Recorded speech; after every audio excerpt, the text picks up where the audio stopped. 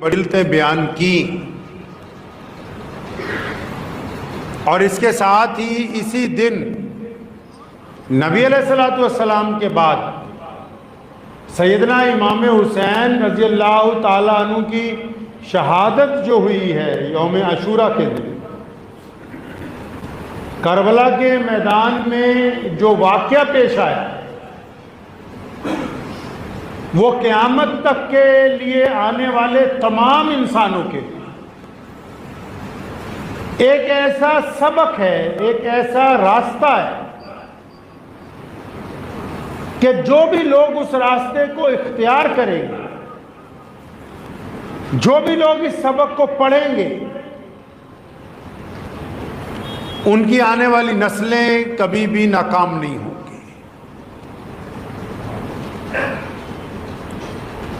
جو زندہ قومیں ہوتی ہیں وہ اپنی قربانیوں کو، اپنے شہداء کو،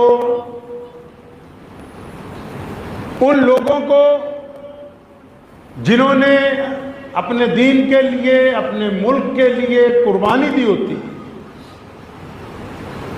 زندہ قومیں ان کو یاد رکھتی ہیں۔ وہ قومیں مردہ ہیں جو اپنے شہداء کو نہیں یاد کر سکتی، اور پوری دنیا کے مسلمانوں کے پاس تو شہداء کی اتنی بڑی وراثت ہے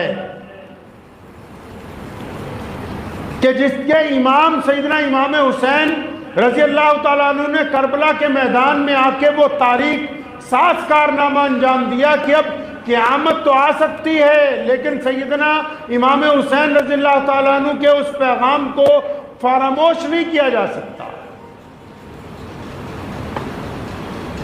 اکثر محرم آتا ہے، بہت سارے لوگ سمجھتے ہیں کہ محرم کے دن، کچھ لوگ سمجھتے ہیں کہ صرف روزے رکھنے ہیں، کچھ لوگ سمجھتے ہیں کہ صرف عبادتیں کرنی ہیں، کچھ لوگ اپنے اپنے طریقے کے ساتھ محرم کے دنوں کو مناتے ہیں۔ لیکن محرم صرف منانے کے لیے نہیں آتا،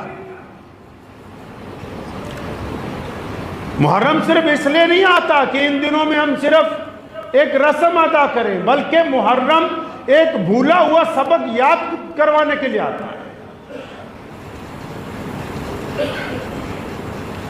سیدنا مولا علی کرم اللہ وجہہ کی لخت جگر نے جو پیغام کربلا کے میدان سے دیا،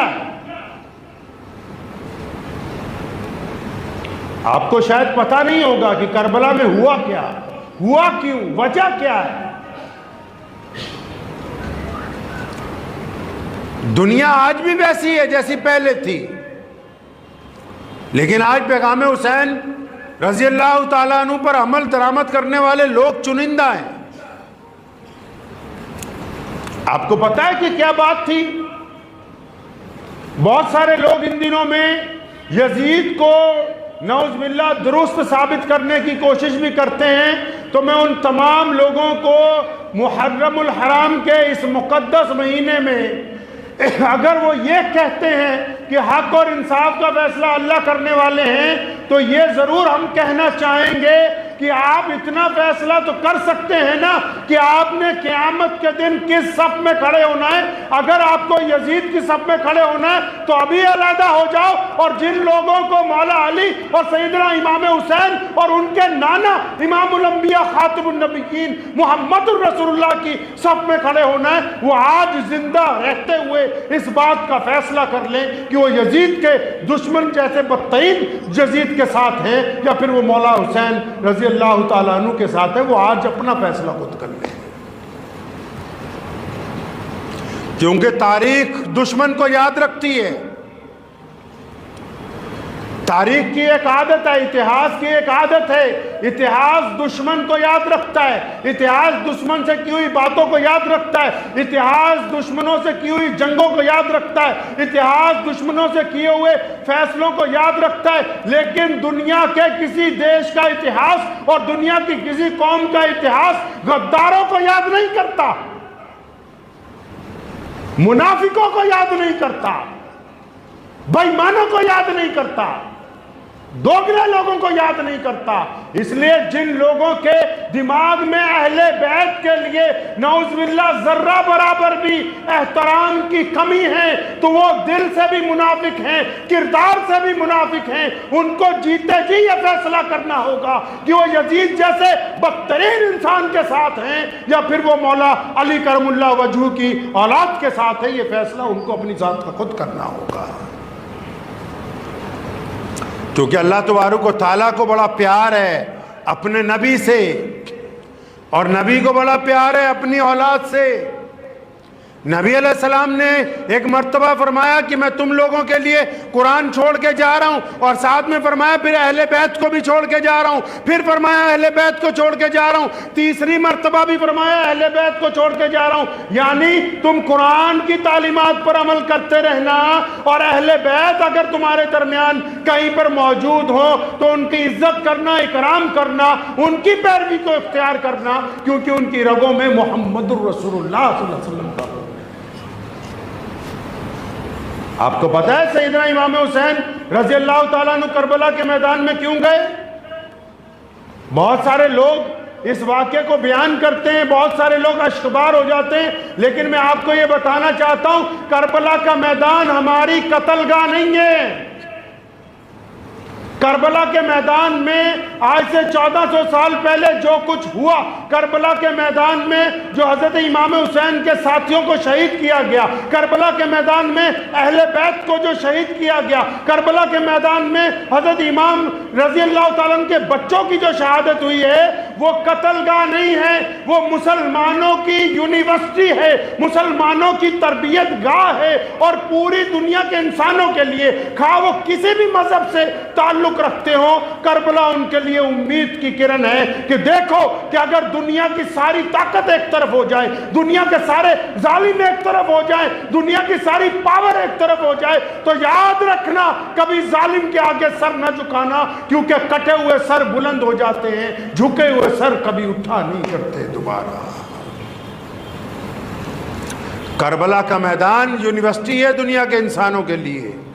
بھارت کی جنگ آزادی میں باپو گاندھی نے کہا تھا ایک مرتبہ, اور لکھا بھی, انہوں نے کہا کہ جب میں انگریز کے خلاف لڑ رہا تھا تو پتہ لگا اتنی طاقتور حکومت ہے جس نے پورے دیش میں پنجے زمین تک گاڑ دیے ہیں, جس نے ہر ایک علاقے میں اپنے افسر لگا دیے, چھونیاں بنا دی, ریلوے قائم کر دیا, ڈپٹی کمشنر انگریز نے ہر جگہ لگا دیے, جگہ جگہ تھانے قائم کر دیے. انہوں نے کہا ہم سوچتے تھے یہ کیسے اس کا مقابلہ کریں گے, لیکن جب میدان کربلا کے واقعات پڑھے, جب یہ پڑھا کہ ایک طرف یزید ہے, جب یہ پڑھا کہ ایک طرف بڑی حکومت ہے, جب یہ ایک پڑھا کہ ایک طرف لاکھوں فوجیں کھڑی ہیں, جب یہ پڑھا کہ ایک طرف لوگ بک گئے ہیں, جب یہ پڑھا کہ دوسری طرف بے شمار تلواریں ہیں, اور یہ دیکھا کہ صرف 72 جانثاروں کے ساتھ, صرف 72 لوگوں کے ساتھ امام حسین ان کے آگے ڈٹ گئے, تو پھر اس ملک کے سوتنترتا سینانیوں کو یہ سبق ملا تھا کہ دیکھو حسین 72 کو لے کر لاکھوں کے آگے ٹک گئے تھے,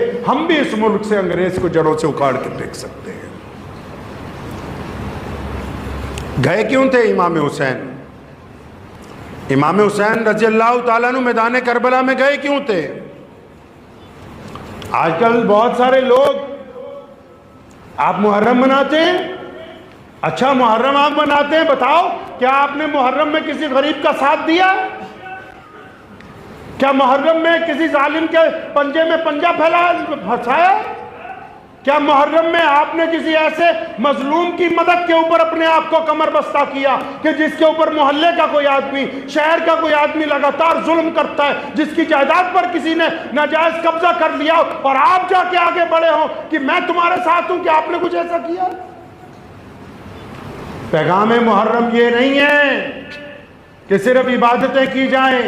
پیغام محرم یوم عاشورہ صرف یہی نہیں ہے کہ ہم چند رسم و رواج کو کریں اور چند نعرے بلند کر کے بیٹھ جائیں. نہیں, ہماری غیرت زندہ رہے. اگر غیرت مر گئی تو پھر محرم نہیں.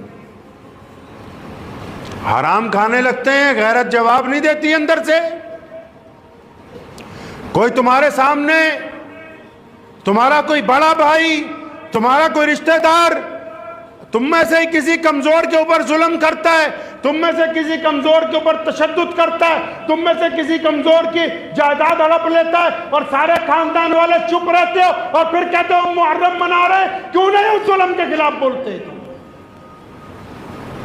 تمہارے شہر میں اگر کسی کے اوپر زیادتی ہو اور وہ کہتا ہو کہ چند لوگ میرے ساتھ چلو، میرے ساتھ مل کے حکومت کے نزدیک آواز اٹھائیں گے، اور وہ غریب اکیلا ہی بیٹھا رہتا ہے کسی چوراہے میں، تم 10 لوگ اس کے ساتھ جا کے ایک ڈپٹی کمشنر کے پاس، کسی پولیس کپتان کے پاس اس کے حق میں بات نہیں کر سکتے، پھر محرم کی بات کرتے ہو۔ اس کا مطلب غریب کا ساتھ نہیں دینا چاہتے، صرف ایک رسم ادا کرنا چاہتے۔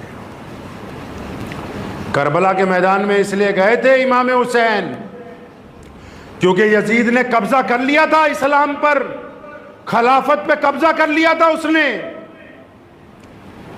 اور محمد رسول اللہ کی شریعت میں ہے کہ کوئی فاسق اور کوئی فاجر، کوئی منافق مسند امامت تک نہیں پہنچ سکتا، مسند خلافت تک نہیں پہنچ سکتا۔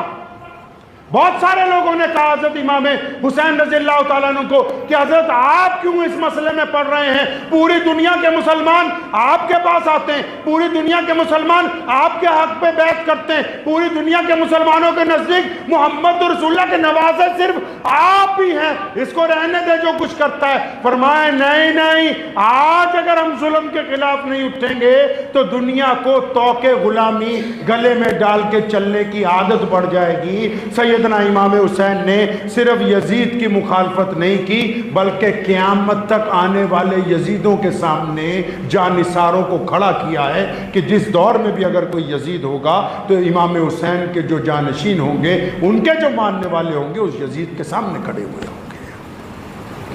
انہوں نے یہ روایت قائم کی ہے کہ طاقت کا مطلب یہ نہیں ہے کہ آپ حق پر ہیں۔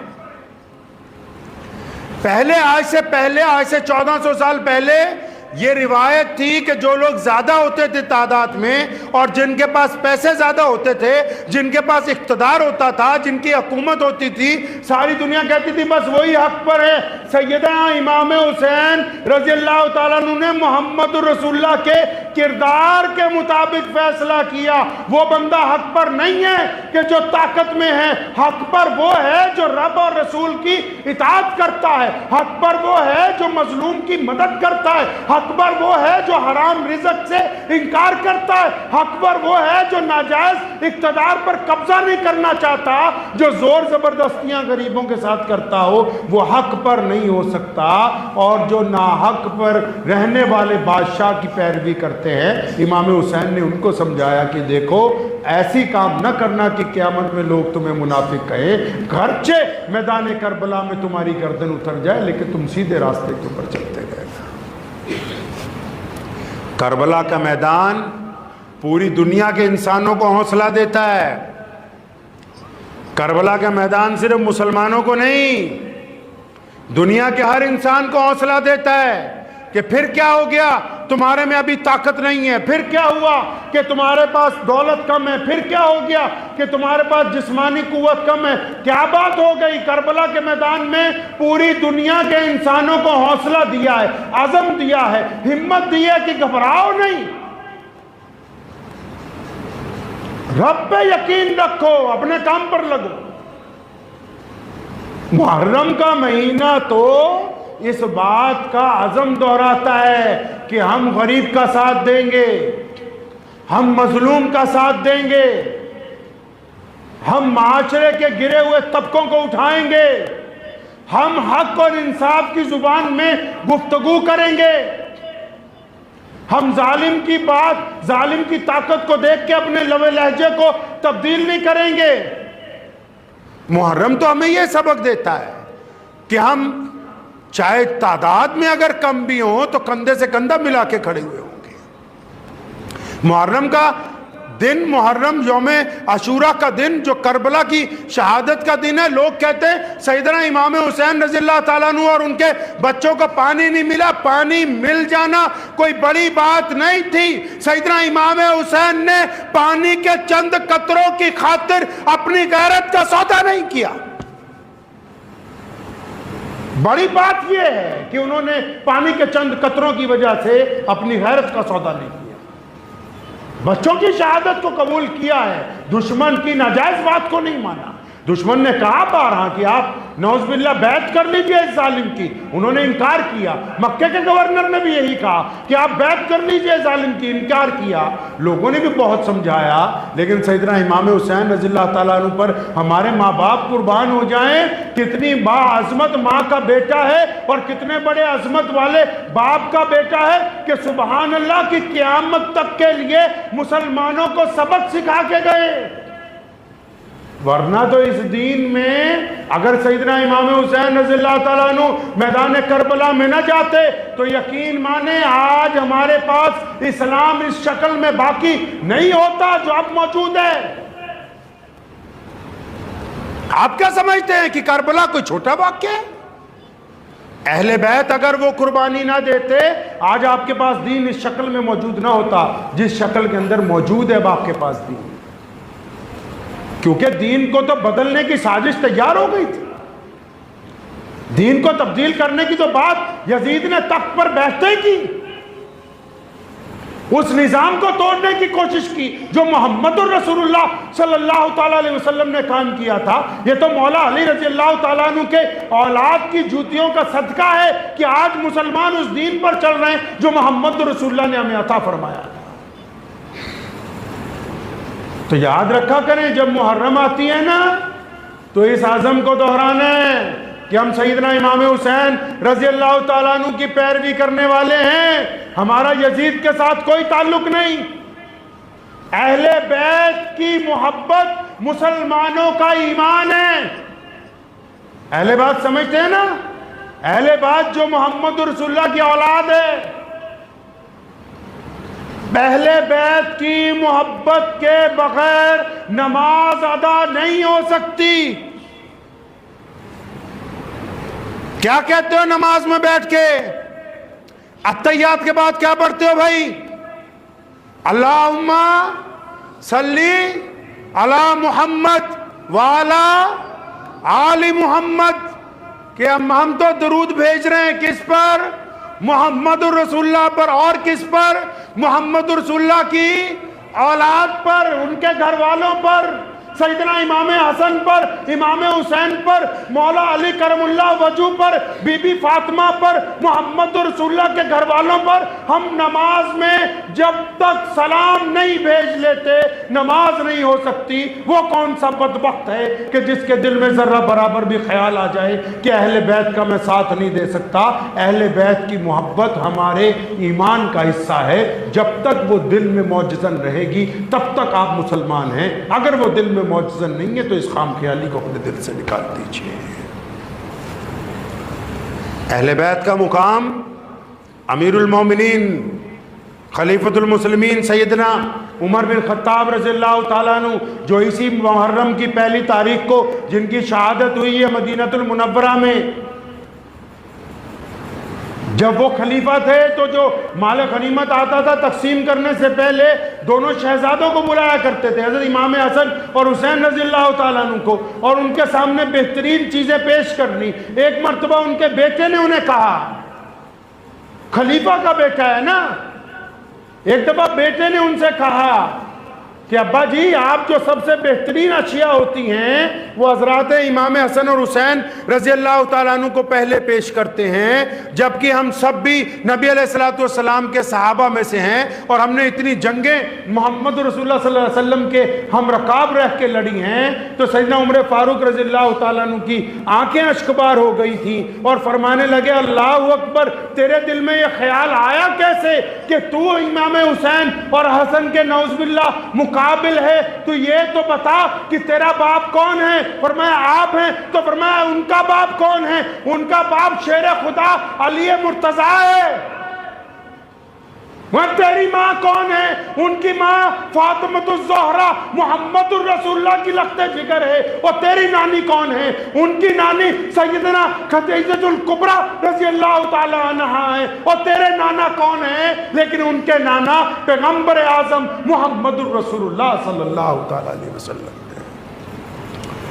کھیلتے ہوئے بچپن میں ایک مرتبہ صرف سیدنا امام حسین رضی اللہ تعالیٰ نے عمر رضی اللہ تعالیٰ کے بیٹے کو بچپن میں کھیلتے ہوئے کہا تھا، بچے آپس میں کسی بات پر گفتگو کر رہے تھے، فرمایا جاؤ جاؤ اپنے باپ کو جا کے کہہ دو کہ وہ ہمارا غلام ہے۔ اور عمر اس وقت خلیفہ تھے، اور خلیفہ بھی وہ جن سے پوری دنیا کے حکمران کانپتے۔ تو بچہ گیا فوراً کہ ابا جی وہ جو حسین ہے رضی اللہ تعالیٰ عنہ وہ آپ کو اپنا غلام کہتے ہیں۔ سیدنا عمر رضی اللہ تعالیٰ عنہ اٹھ کے بیٹھ گئے، فرمایا اچھا بیٹا انہوں نے مجھے اپنا غلام کہا؟ ہاں ابا جی انہوں نے غلام کہا۔ اب بچہ یہ سمجھ رہا ہے کہ شاید صحیح جگہ آ کے بات پہنچ گئی، تو فرمایا بچے واپس جا بھاگ کے ان کو بولو کہ صرف زبان سے ہی کہتے ہو کہ لکھ کے بھی دے سکتے ہو، کہ صرف کہتے ہی ہو کہ لکھ بھی دو گے۔ بچہ پھر آیا کہ لو جی اب تو سند بھی چاہیے تاکہ پھر اس کے بعد میں فیصلہ ہوگا، کیوں کہا؟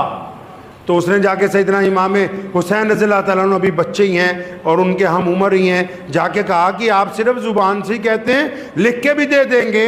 وہ محمد رسول اللہ صلی اللہ علیہ وسلم کے نواسے ہیں۔ وہ فرمایا 10 بار لکھوا لے۔ فرمایا لکھ دو۔ انہوں نے اٹھایا ایک رکا، اس پہ لکھ دیا کہ عمر ہمارا غلام ہے۔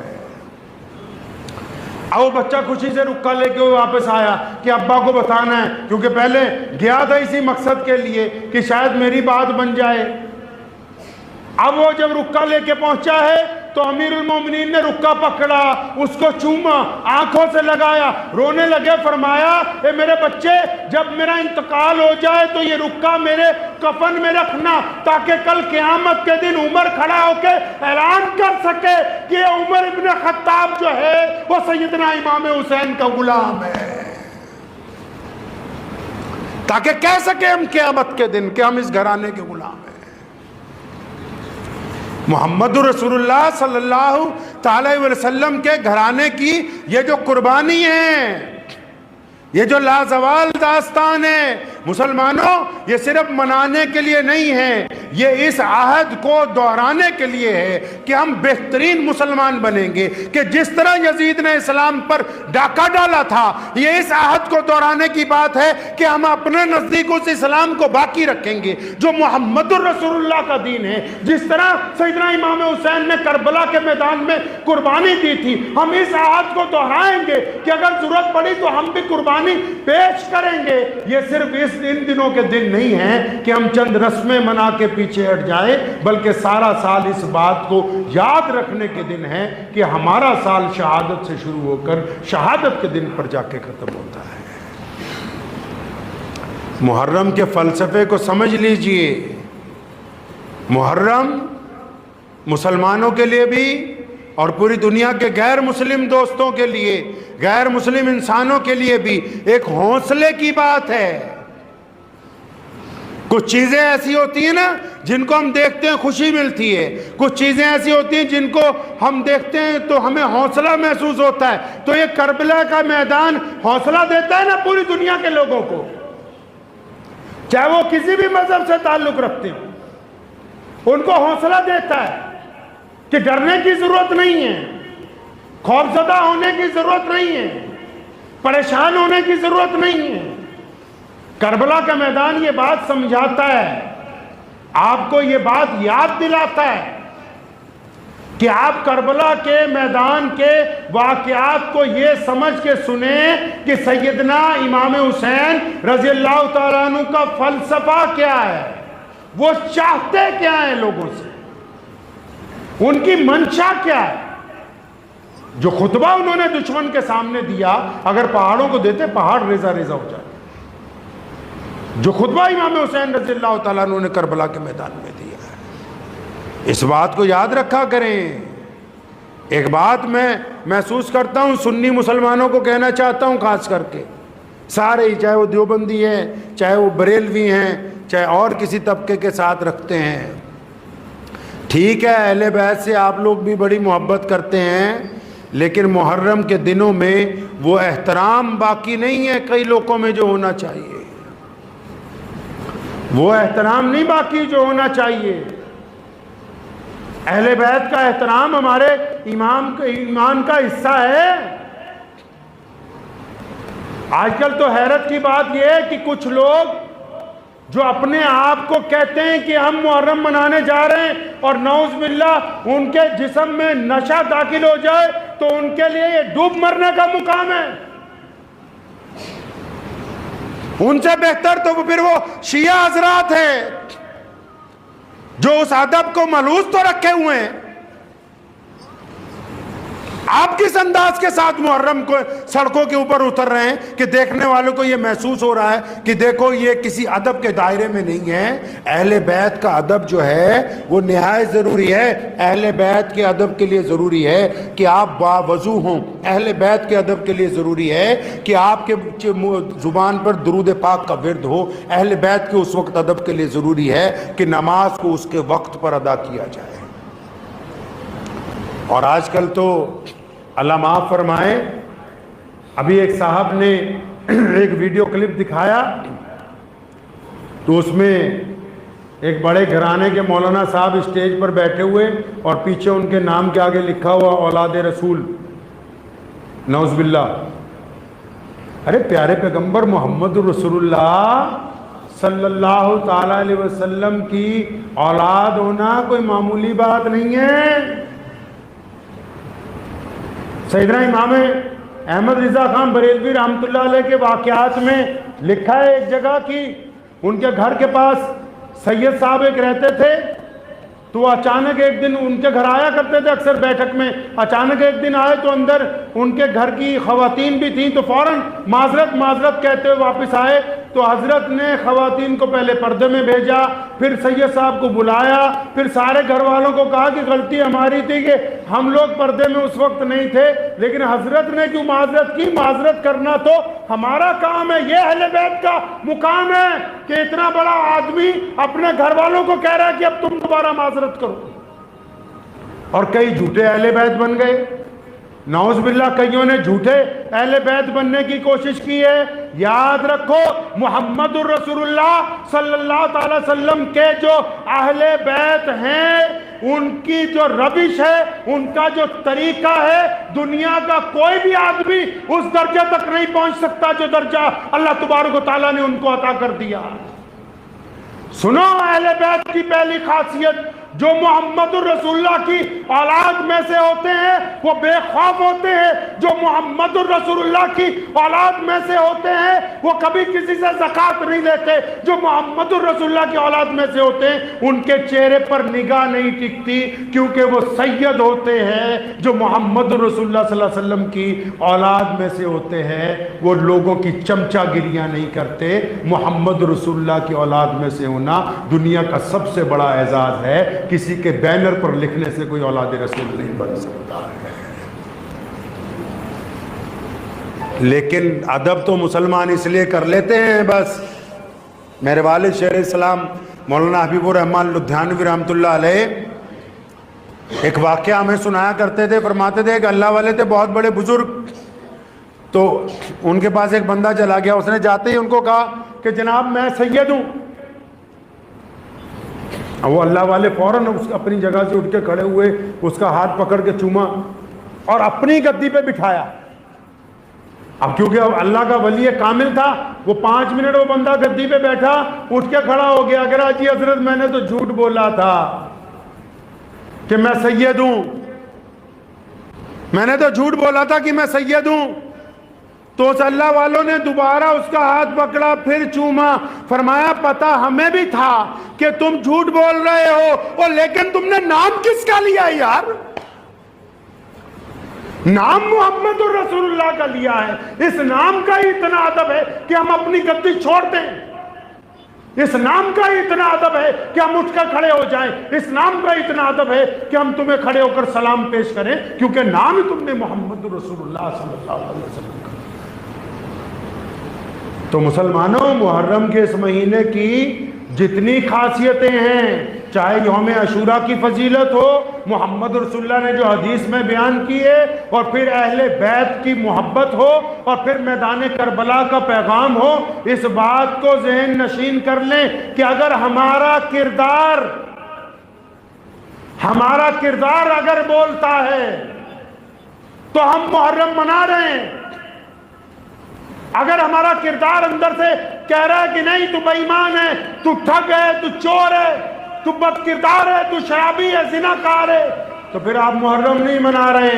محرم منانا ہے تو آئیں، پہلے 2 رکعت نماز پڑھ کے اپنے رب کے حضور توبہ کریں کہ یا اللہ تیرے پیارے پیغمبر کے نواسے کی بات دہرانے کے لیے جا رہے ہیں، ان کی بات دہرانے کے لیے جا رہے ہیں جنہوں نے اپنی ساری اولاد قربان کر دی، تو آج سے ہم توبہ کرتے ہیں جھوٹ بولنے سے، آج سے ہم توبہ کرتے ہیں کسی کی بیٹی کی طرف گندی نگاہ ڈالنے سے، آج سے ہم توبہ کرتے ہیں ٹھگی مارنے سے، آج سے ہم توبہ کرتے ہیں شراب پینے سے، آج سے ہم توبہ کرتے ہیں پڑوسیوں کو تنگ کرنے سے، آج سے ہم توبہ کرتے ہیں لوگوں کا دل دکھانے سے، اور اس بات کا عہد کرتے ہیں کہ جو بھی مظلوم ہوگا چاہے اس کا مذہب کوئی بھی ہو، اگر وہ اپنی مدد کے لیے ہم تک آئے گا تو ہم اس مظلوم کی مدد کرنے کے لیے جائیں گے۔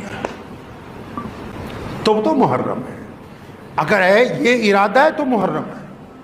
پھر ہم محرم منا رہے ہیں، اگر دل میں یہ ارادہ ہے تو آپ محرم منا رہے ہیں، اور اگر دل میں صرف یہی ارادہ ہے کہ چند پیسے خرچ کر دینے، تھوڑا سا وقت لگا دینا ہے، تو آپ محرم نہیں منا رہے، آپ اپنے آپ کو دھوکہ دے رہے ہیں۔ کیونکہ امام حسین رضی اللہ تعالیٰ عنہ سے جن لوگوں کو محبت ہے، جو ان کے جانشین ہیں، وہ کل بھی سر بلند تھے، آج بھی سر بلند ہیں۔ حسینی کبھی شکست نہیں کھا سکتے، وہ کل بھی عظمت والے تھے، قیامت تک عظمت والے رہیں گے، کیونکہ یہ امام حسین رضی اللہ تعالیٰ عنہ نے انہیں سکھا دیا کہ قیامت تک اس دین کو کیسے قائم رکھنا ہے، کہ دین میں عزاداری نہیں چلے گی کسی کی، کوئی اس میں چودھری نہیں بن سکتا۔ یہ جو دین کی حفاظت کی جنگ سیدنا امام حسین رضی اللہ تعالیٰ عنہ نے لڑی ہے نا، ہم نے تو دین نعوذ باللہ چند گنتی کے لوگوں کے پاس گروی رکھ دیا ہے نا، ہم نے دین اپنے ہی چند سرمایہ داروں کے پاس نعوذ باللہ گروی رکھ دیا۔ یزید بھی انہی میں سے تھا جو سمجھ رہا تھا کہ دین کو میں نے اپنے اندر لے لیا اور یہ اب دین میرے پاس گروی رکھا گیا ہے، لیکن قربان جاؤں امام حسین رضی اللہ تعالیٰ عنہ میں کہ جنہوں نے یہ رسم قائم کر دی کہ کوئی بھی بندہ دین کے اوپر قابض نہیں ہو سکتا، کوئی بھی بندہ دین پر قابض نہیں ہو سکتا، چاہے وہ بڑے سے بڑا خلیفہ ہو، چاہے وہ بڑے سے بڑا مولوی ہو، چاہے وہ بڑے سے بڑے ادارے کا محتمم ہو، چاہے وہ بڑے سے بڑے مسلمانوں کا ممبر پارلیمنٹ ہو، کوئی بھی بندہ دین کے اوپر قابض نہیں ہو سکتا۔ اپنی مرضی سے کوئی اس دین کو ادھر ادھر نہیں کر سکتا، یہ دین اسی روش پر چلے گا جو محمد الرسول اللہ صلی اللہ علیہ وسلم نے قائم فرمائی۔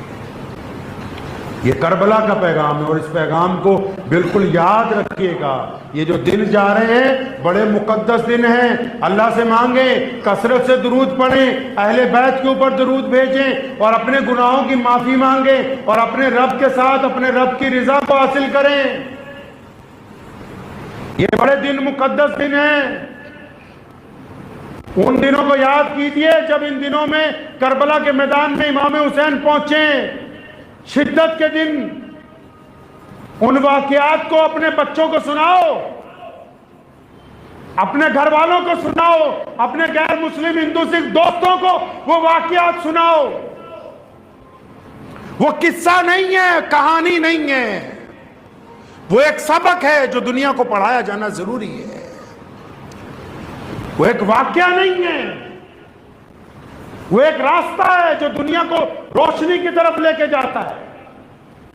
تو اس لیے ان واقعات کو یاد رکھنا، ان کے متعلق پڑھنا، ان کے متعلق سننا، یہ سارے کا سارا نیکی کا کام ہے۔ اہل بیت کی فضیلت کو سننا، اہل بیت کے لیے دعائیں کرنا، اہل بیت کے اوپر درود بھیجنا، یہ تمام کی تمام اچھے لوگوں کی باتیں ہوتی ہیں۔ تو ان دنوں کو بالکل ذہن نشین کر لیجئے کہ جب محرم آئے گا ہم اپنے کردار کے ساتھ انشاءاللہ محرم منائیں گے۔